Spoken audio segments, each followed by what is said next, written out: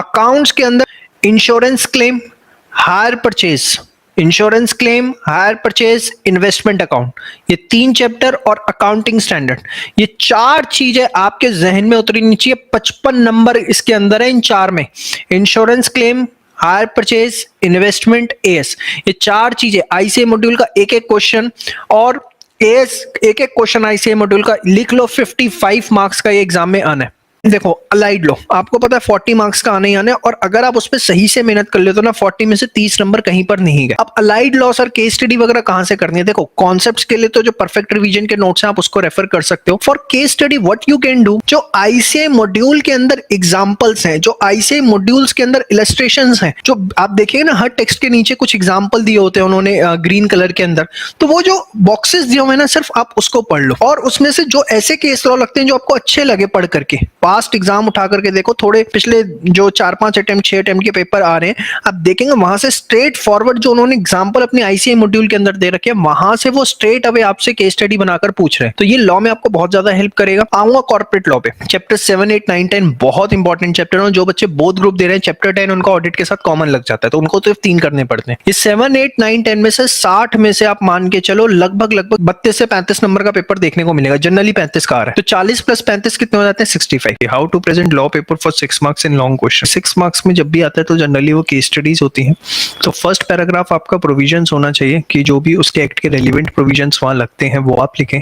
Second paragraph के अंदर जो है आपको बेसिकली जो फैक्ट्स ऑफ द केस है वो मेंशन करने चाहिए, और थर्ड पैराग्राफ जो है उसमें आपको कंक्लूजन देना चाहिए कि क्या कंक्लूजन हो सकता है। तो अगर आप इस तरीके से करते हैं तो 6 मार्क्स का क्वेश्चन हो जाता है, और इसमें कभी भी लेंथ मैटर नहीं करती। द मेन पॉइंट इज कि आपने टू द पॉइंट जो है वो आंसर दिया या नहीं दिया। इनकम टैक्स, हर बच्चा इनकम टैक्स करने के पीछे भागता है। भागो भैया, आपकी इच्छा है, बहुत अच्छा लगता है पढ़ने में, है आनंद आता है। 2-4 उसमें क्या होता है, दोस्तों को या अपने रिश्तेदारों को बताते हैं कि तुम्हारी इनकम कितनी है, इतना टैक्स लगेगा उसके ऊपर, सैलरी हेड में होते हो तुमको पता है।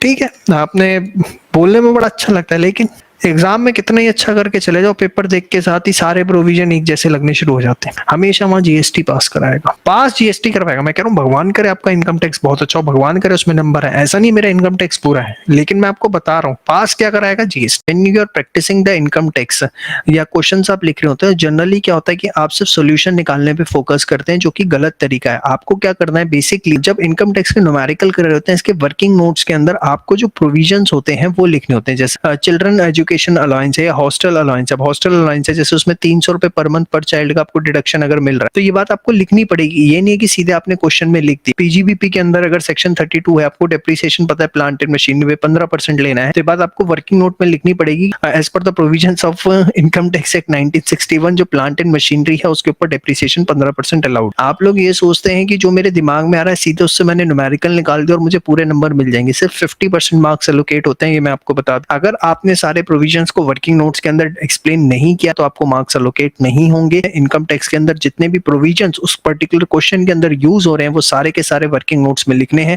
और टू द एक्सटेंट पॉसिबल आपको कैलकुलेशंस दिखानी होती है, तभी जाकर आपको 10 में से 10। सर कॉस्ट में समझ नहीं आ रहा है, पासिंग क्राइटेरिया कैसे कंप्लीट करें? कॉस्ट में बच्चे ABC, costing standard, marginal budget, इन 4 चैप्टर्स के आईसीए मॉड्यूल आरटीपी के क्वेश्चंस बहुत अच्छे से कर लो, और कॉस्टिंग की थ्योरी परफेक्ट रिवीजन बुक्स है।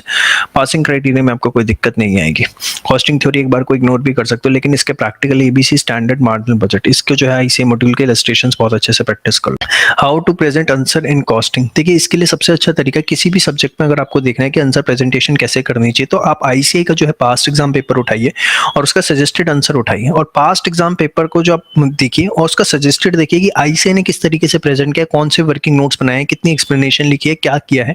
आप जब आईसीए को अच्छे से ऑब्जर्व करेंगे तो ऑटोमेटिकली आपको समझ में आ जाएगा कि प्रेजेंटेशन कैसे करनी है। मतलब एक पेपर का जब सजेस्टेड आप तरीके से देखते हैं तो 4 से 5 घंटे का समय लगता है, और उसमें से अपने नोट्स बनाइए कि भाई वर्किंग नोट इस चीज का बनाना है, उस चीज का बनाना है, और ऐसे अपने 2 से 3 पेपर देख लिए तो आपको किसी भी पेपर की प्रेजेंटेशन समझ में आ जाएगी कैसे देखनी होती है। तो किसी पे भी रिलाय मत करिए, आईसीए का क्वेश्चन पेपर उठाइए, सजेस्टेड उठाइए और उससे आप ऑब्जर्व करिए, ठीक है ना।